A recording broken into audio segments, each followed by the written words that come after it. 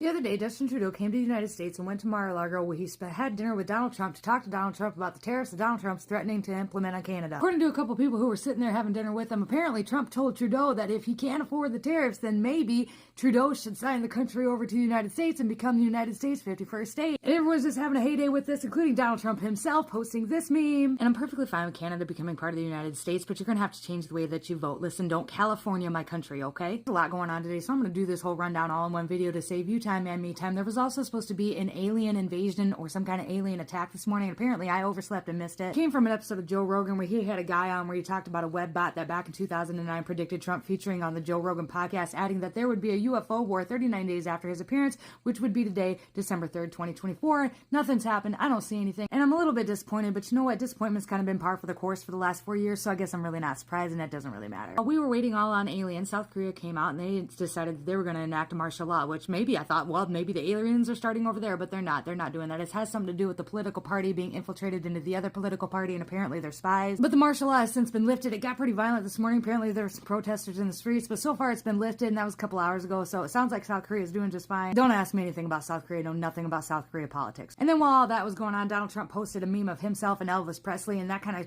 shot off this whole shitstorm of conspiracy theories, because there's this theory about Trump and Elvis Presley that they could be cousins, or they could be related, or there could be bloodlines, or that possibly Donald Trump is Elvis Presley. And it kind of took me back to this post that he posted on Instagram back in February, where he said that a lot of people were saying that he looked like Elvis Presley, and so he posted this on Instagram. He's like, what do you guys think? And maybe, but Elvis Presley would be well into his 90s at this point, so then you're going to have to get into the whole idea of time travel, and that gets a little muddy, I think, after that. A lot of people seem to think that this signifies that Trump holds the king, which is a chess move, but I can't get into it. Mr. President, Mr. President, Mr. President. Yes, Justin Trudeau is receiving massive backlash on social media. According to this article recently put out by Fox News and Newsweek, which I'm going to show you all the videos, Trump suggests Canada become first state after Trudeau said tariff will kill Canada's economy. A lot of people are taking this too far. Just few hours ago, Trump posted this photo and it is receiving a lot of attention. I don't know. To me, this was just a joke. On a serious note, Trudeau is now acknowledging that this is happening.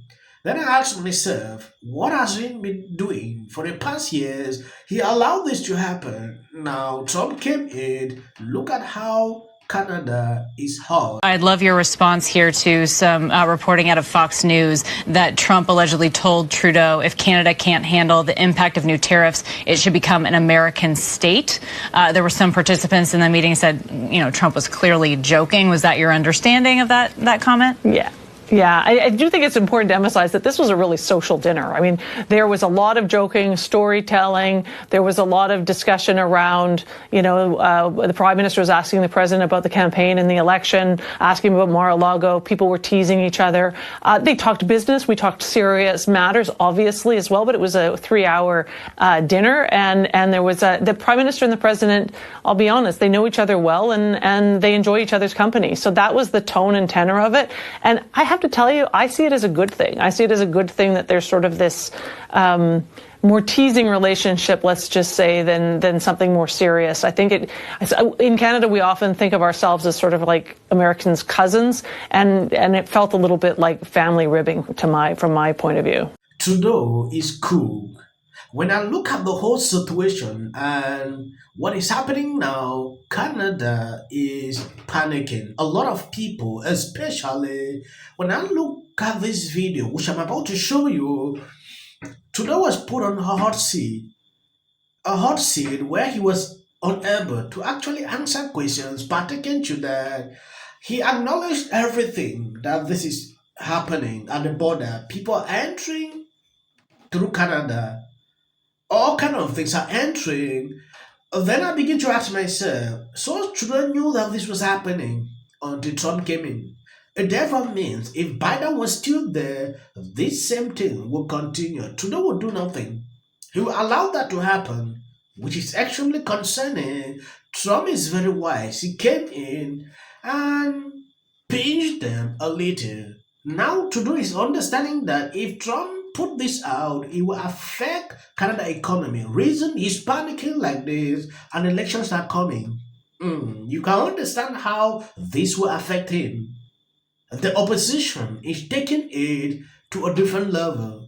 I think the leader of the opposition needs to reflect carefully on whether he really wants to amplify the erroneous narratives that the Americans are putting forward around, for example, our border, when less than 1% of migrants coming into the United States irregularly come from Canada, where 0.2% of fentanyl coming into the United States comes from Canada. These are things that we would all do well to stand up and say, yes, there's things we can and are working on together at our border, but amplifying these broken narratives is simply not responsible leadership.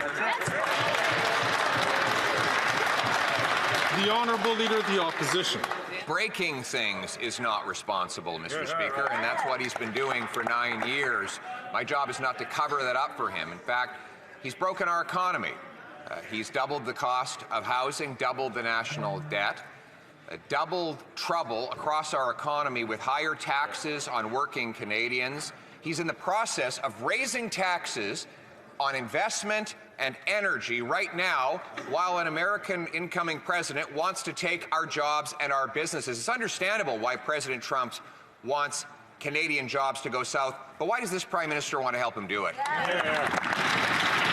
Can I ask you about asylum seekers? The number of asylum seekers has essentially tripled over the last 7 years. We're up to 130,000, on pace for more this year.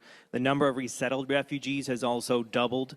Is it time for a hard cap on the number of asylum seekers and refugees, and what's an acceptable number to you?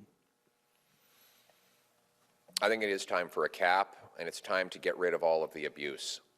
One of the problems we have now is that Trudeau got rid of the visa requirement for Mexico and basically allowed thousands of people to come here who are not refugees, who are ultimately rejected as refugees, but only after many years. This guy understands the whole system. I don't know why these people fall for this easily, especially this issue of asylum seeking. I don't want to go details into that because I understand exactly what is going on. I know a lot of people. I know exactly what they do. So him saying like it is because he knows the system. You think these people are stupid if they're allowing these people to come and seek asylum? They know exactly what they're doing. Trump coming to say that, oh, if Canada joined the United States, it will be a blue state. That is something a lot of people are concerned with. Trump played a good game by saying, okay, what I will do, I'll split it into two. So the Republican can take their side. Trudeau can be the governor. That was cool. And the hit Trudeau is having in this house clearly tells you Trump pressed the button. And anything coming into our country. Donald Trump wins, I'm going to be out of the country.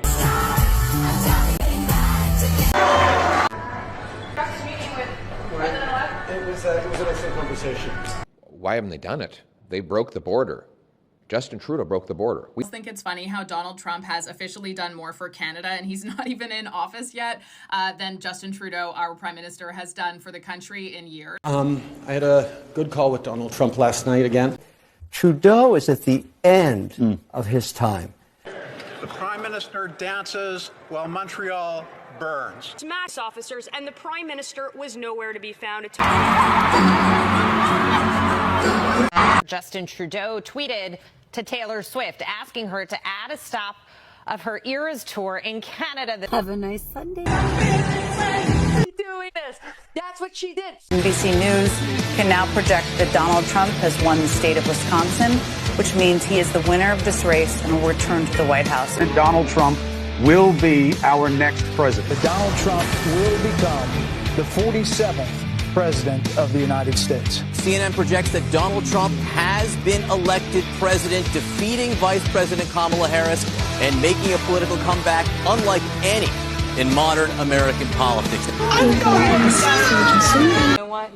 Donald Trump likes my music. Please register to vote. Look at this. She's only up by 15 points. Got Taylor Swift. Faith in the rule of law. Finally.